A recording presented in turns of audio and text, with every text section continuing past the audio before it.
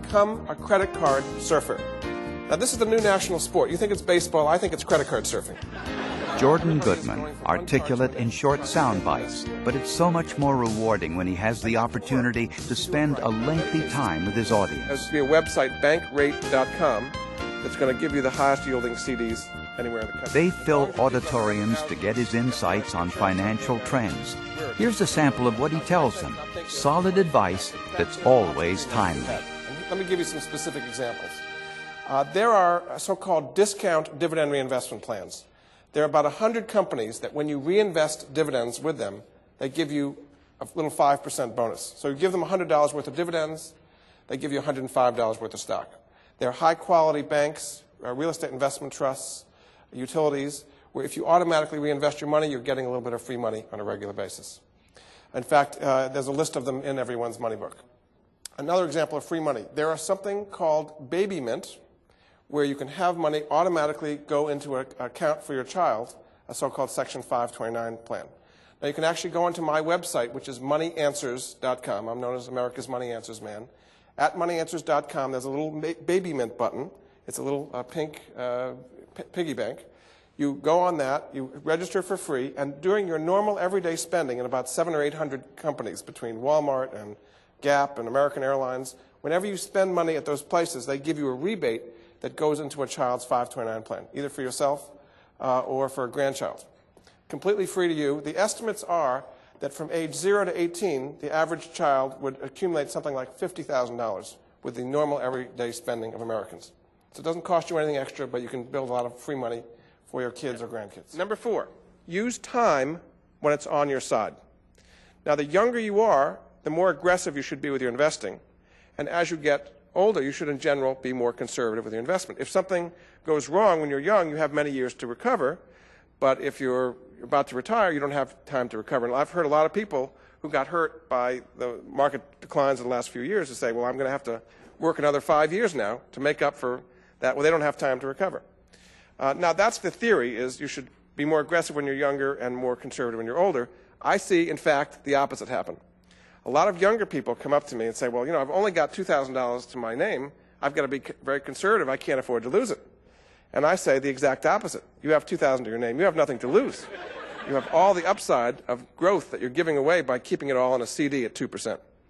And then they get to the middle years, the 40s and 50s, and they say, well, I haven't been doing enough savings, so I've got to catch up now by being more aggressive.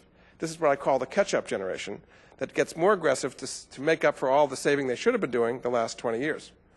And then they get to near retirement, and the day before retirement, everything is in one pork bellies contract to make up for the last 40 years of what they should have been doing. And in a case like that, if it goes right, fine, but chances of it happening aren't too great. So in fact, a lot of people do it the wrong way.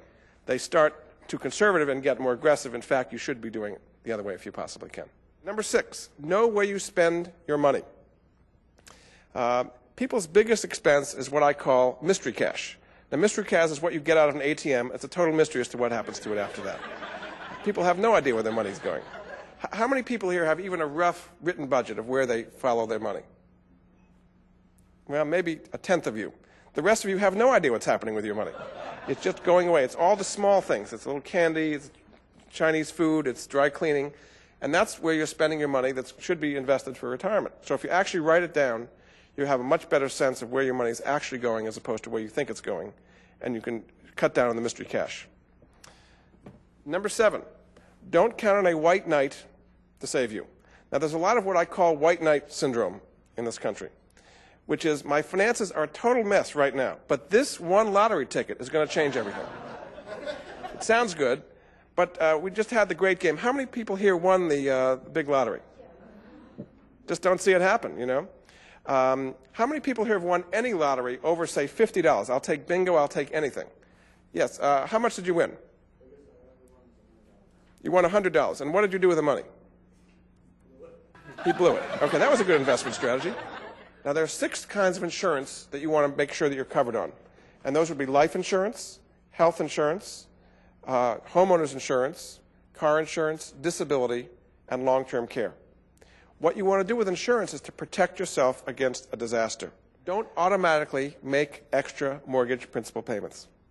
Now, a lot of people put all the money into their homes, and then they were retired, their homes are paid off, they're what I call house rich and cash poor. They have this wonderful home around them with all these rooms they're not using because the kids have been gone for 20 years, but they don't have enough money for the groceries.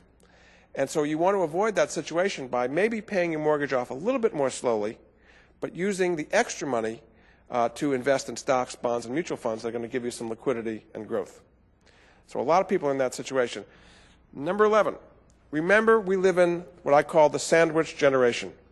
There are three big needs for capital. Your parents, you in the middle of the sandwich, and the kids below. Now, it can be kind of scary if you have all these three things coming at you at once. Let's start with the parents.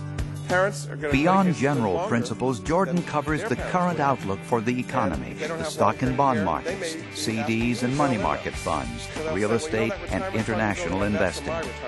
He's known for offering his note-taking audiences loads of valuable resources like websites, toll-free numbers, government agencies, newsletters, and consumer organizations. If you want to get the best deal on a car, by the way, there are so-called car buying services that will give you the best deal anywhere in the country. I-bonds are really a terrific deal. Jordan's fans always count on his remarkable track record of forecasting accuracy. At one point you said... Jordan always enthusiastically answers audience questions. Over here. Are you in favor of dollar cost averaging with mutual funds? And also, as a follow-up, how can one double check on the fees associated with different mutual funds to make sure it doesn't affect the overall investment?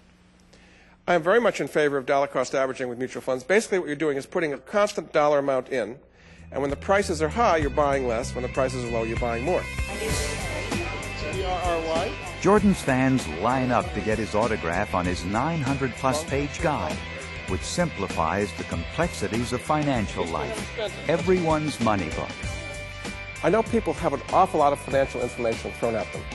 They're seeing all the magazines. They may be watching the cable channels. There's brokers giving them advice all the time. What I try to do as America's Money Answers man is cut through all of that and give them a very clear road where they can improve their financial situation.